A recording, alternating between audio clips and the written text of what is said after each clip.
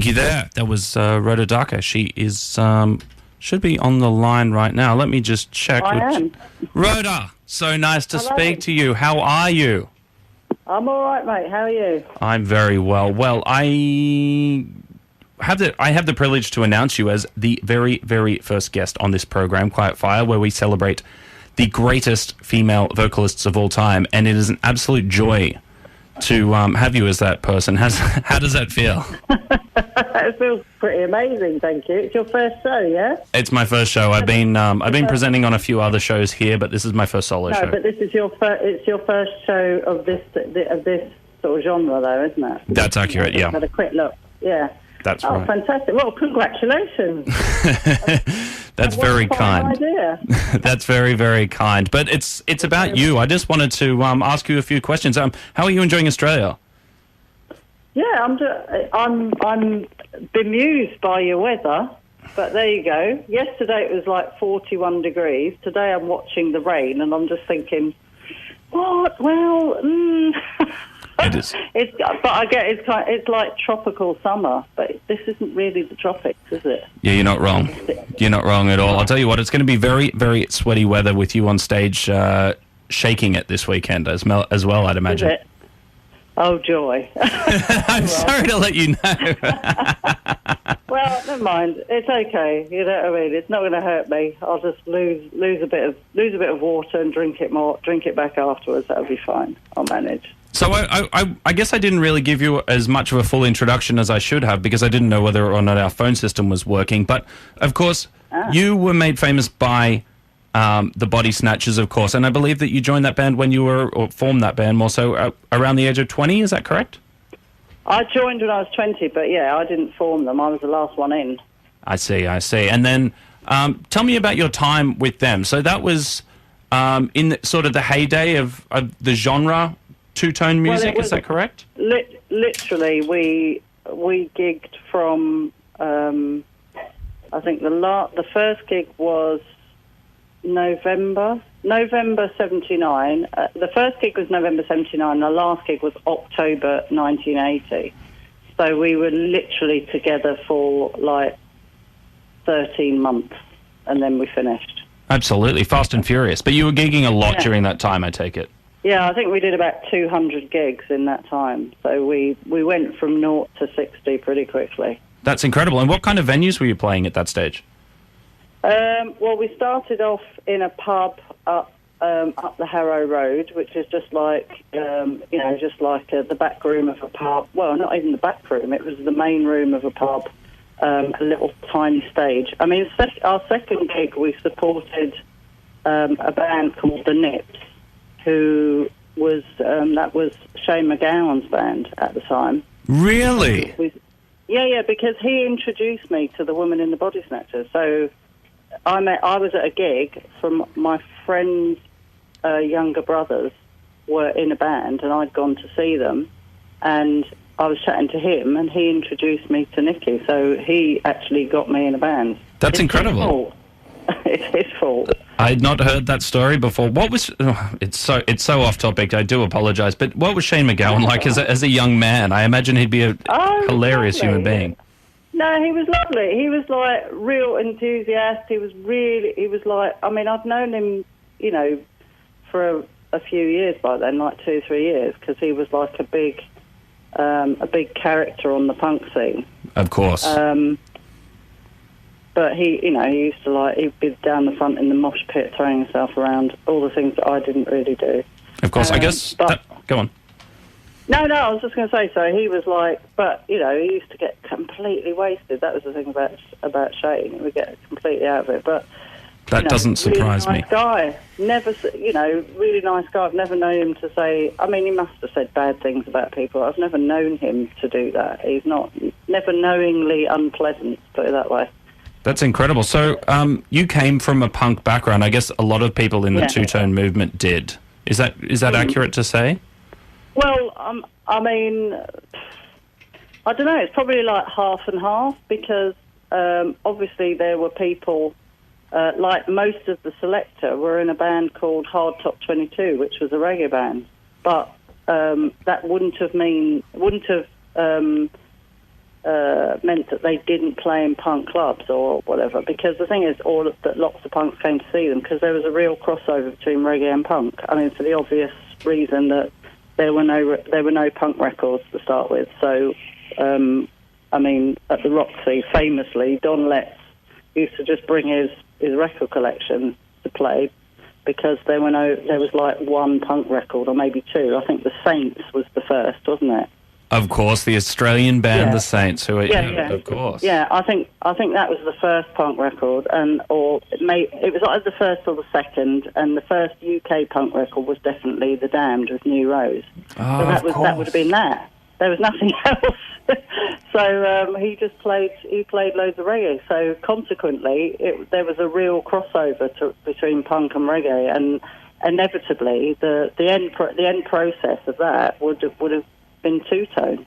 Yeah, absolutely. That's such a good story, and you've answered almost all of the questions that I had because I wanted to ask a little bit about the scene back then. I guess we'll fast forward a little bit. Do you want to tell me a little bit about how you ended up being a live performer for the Specials? Because of course they've inevitably become royalty. Well, at the second gig we did, which was when we supported the Nips.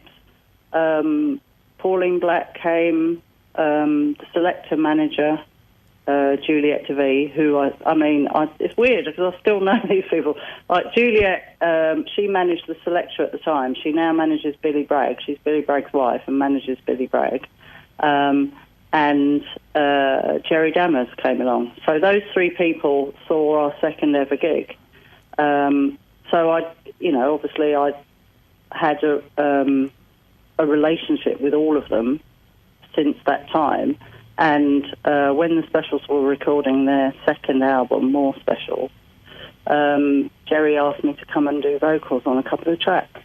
Yeah, amazing. And so I guess they were just friends by that stage. They weren't anyone special. Well, we'd been on tour with them. I mean, we went on tour with them, so we did gigs with them. We did the Seaside tour with the Specials. Is there great, actually. Is there an individual date or night or evening that stands out around that time? What, on the Seaside tour? Yeah, on the Seaside tour. I'm trying to think. I mean, I suppose when we had our day off in Scarborough, that was hilarious because it was us, the Go-Go's, which was like the American all-female. That's amazing. and the Specials on tour, and it was the first time and the only time still to this day where I've been on tour and there's been as many men as women, because that never happens. I mean, because the music business is a total sausage fest, so like there's almost hardly any women most of the time. So to be on tour when there was that many women, because there was the Go-Go's, plus they had a female roadie and a female manager. So there were loads of women, and we had a male versus female drinking contest was what I really remembered, and we won. The women won. Our champion was Margot, who was the original bass player in the Go-Go's, and she was our champion and she won. But I just remember being like we did a pub crawl of Scarborough, and we were getting shoved out of places, and this copper comes up to say, if a policeman in Scarborough tells you to move on, you move on. It's like, oh, yeah. You know what I mean? Hilarious. That is so good. That's such a great story. Yeah, we won. That's best drinkers on tour. I mean, I'm not sure that's something we should. Kids, don't do this. Do not do that. But do not live the rock and roll lifestyle. Bad thing. Well, I mean, Shane MacGowan's an upstanding example of what happens if you push that too far, isn't he? Yeah, exactly. I mean, I haven't seen him for ages. Last time I saw him was backstage at a Primal Scream gig, and he said to me, "Rhoda, remember that time in Houston?" And I'm like, "I wasn't there, Shane." Bless him. But, it was like, oh, no, he's such a good lad. He's so good, so talented. So, Rhoda, there was all of these, these legendary, this era of, I guess your rock star years, and then 10, 12 years ago, 2007, you came back and re-looked at a bunch of the Body Snatchers songs and put together a solo album. Can you tell me how that came about? Well, I did what you meant. I think that was Cleaning in Another Woman's Kitchen, wasn't it? That's correct. Yeah, that's right. That's the acoustic album. That's right. That came about because for about the previous 5 years, I had been gigging alongside or as a special guest with the Selector at that time.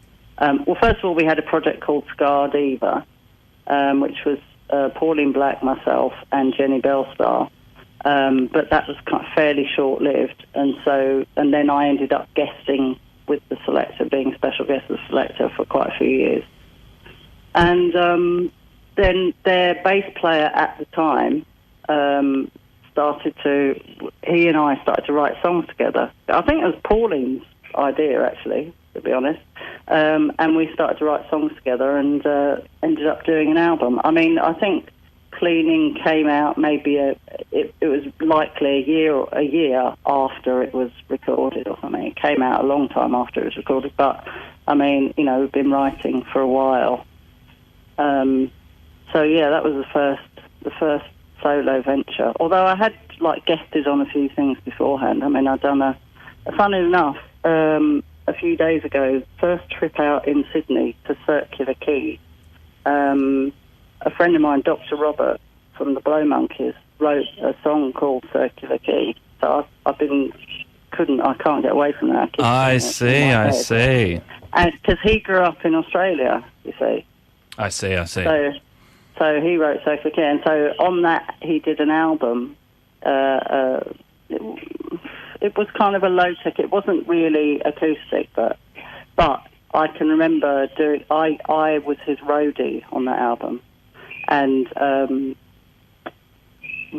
just remember trying to do backing vocals. Me and Paul Weller doing backing vocals for Dr. Robert. I was just like, I mean, this is after I'd spent 2 years in the studio with Jerry. I could barely sing, to be honest, but it was funny. Absolutely. So I did, little things like that. Then there's another, like a couple of dance music thing with Apollo 440.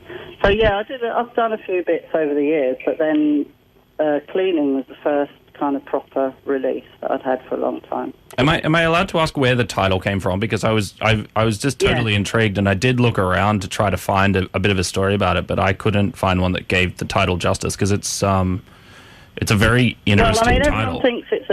Everyone thinks it's an allusion to slavery, but it's not. It's actually just because where we recorded it was in my mate's home studio, and because the whole process of recording, I mean, I've tried to be interested, but I'm just not. So I'm generally to be found elsewhere. Like there'd be the control room where people are doing stuff, and I'll be like with my eyes glazed over somewhere else. Yeah. And because it was someone's house, I was like in their kitchen, like making a sandwich or doing the washing up or something. I see. It was more literal. Yeah, and Nick came in and he said, "Oh, you're always cleaning in another woman's kitchen," because I used to go and rehearse around his house, and I'd like tidy up. Well, I mean, you go around someone's house, you tidy up after yourself, don't you? It's just good manners.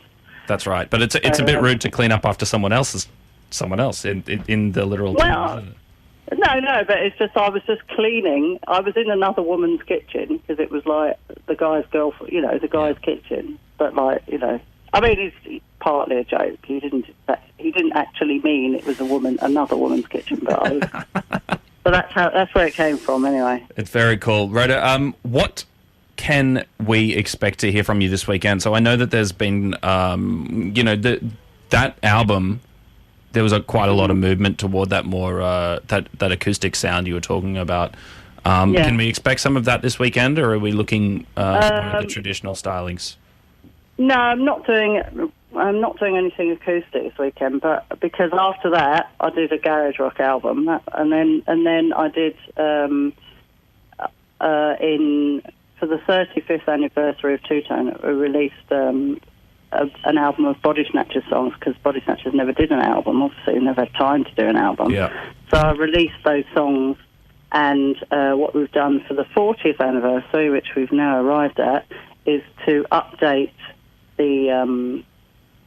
update that album. So like there were a couple of remixes, a couple of live tracks, from Glastonbury, so we added those in, got it remastered at Abbey Road, redesigned, repackaged, repressed, all that. So I'll definitely be doing some of that. I've also been working on a series called the Low Tech 4.